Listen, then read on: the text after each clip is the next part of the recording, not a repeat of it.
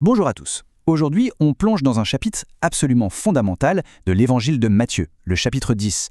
C'est ici que le Christ lance ce qu'on pourrait appeler la toute première mission, une sorte de plan directeur pour un mouvement qui va, littéralement, changer le monde. On va explorer ce texte ensemble à travers le prisme des commentaires coptes orthodoxes pour essayer d'en saisir toute la richesse. Alors, la grande question qu'on pourrait se poser, c'est comment ça commence une révolution pareille ? Pas avec une armée, pas avec des trésors, mais avec une stratégie bien plus surprenante. Tout commence avec une équipe.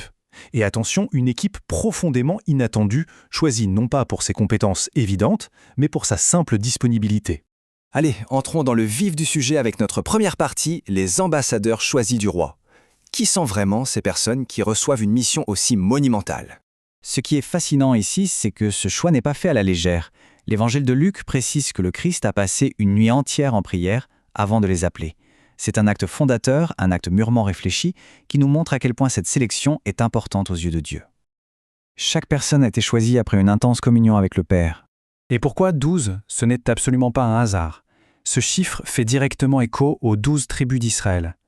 Le symbole est extrêmement fort. Le Christ est en train de fonder un nouveau peuple de Dieu. Un peuple qui n'est plus limité par des frontières, mais qui est destiné au monde entier. D'ailleurs, les commentaires soulignent que ce chiffre 12, c'est aussi le 3 de la Trinité multiplié par le 4 des 4 coins du monde, en gros, le règne de Dieu sur toute la terre. Et pour bien comprendre le caractère radical de ce nouveau peuple, il suffit de regarder ce contraste saisissant. D'un côté, on a Matthieu, un collecteur d'impôts vu par tous comme un traître, un collaborateur des occupants romains. De l'autre, Simon le Zélote, qui faisait partie d'un groupe de résistants acharnés, des révolutionnaires qui luttaient contre Rome. Dans la vie de tous les jours, ces deux-là auraient été des ennemis mortels. Et pourtant, ici, ils sont unis dans un même appel. Ça montre bien que la puissance du Christ est capable de dépasser les divisions politiques et sociales les plus profondes. C'est incroyable. Ok, maintenant qu'on a l'équipe, quel est le plan de match ? On passe à notre deuxième partie, le plan de la première mission.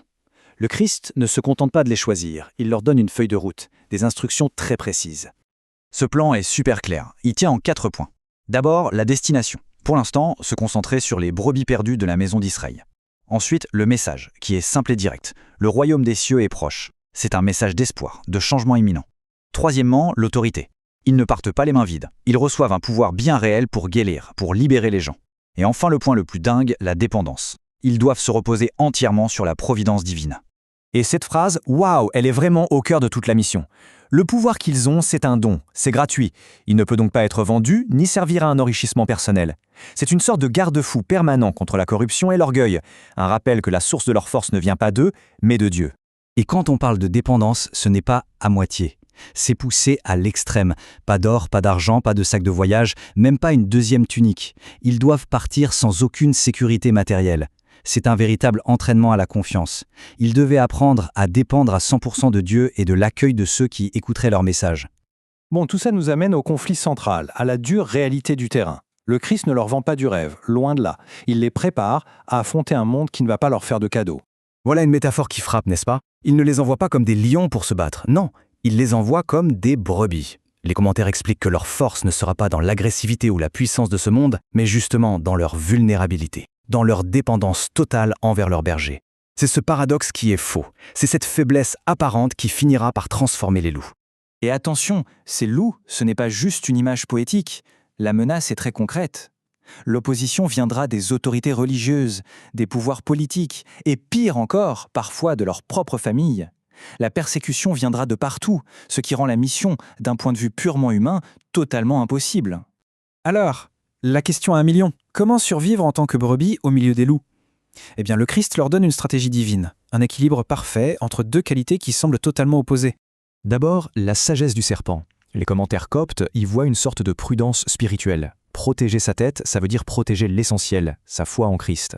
Changer de peau, c'est l'image de la repentance, du renouvellement constant. Et se cacher dans le rocher, c'est trouver refuge en Christ quand le danger arrive. C'est une sagesse de survie, active et intelligente. Mais cette prudence seule ne suffit pas.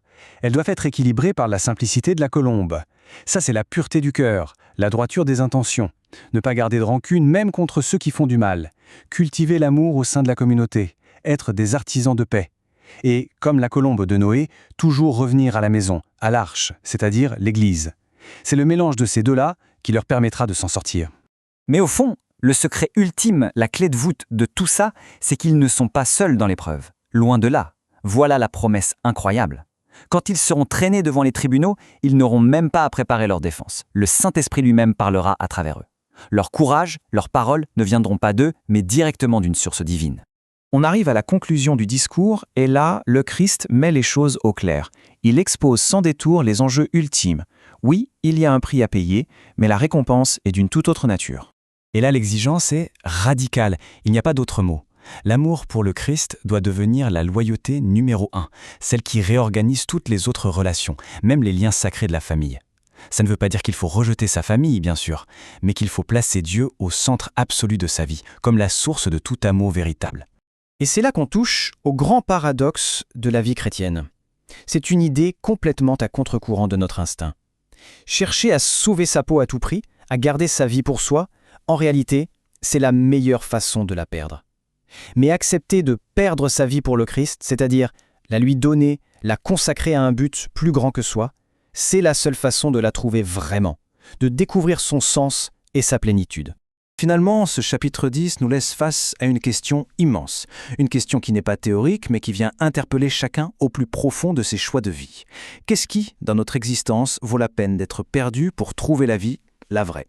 La réponse de l'Évangile est claire, mais le chemin, lui, reste personnel à découvrir.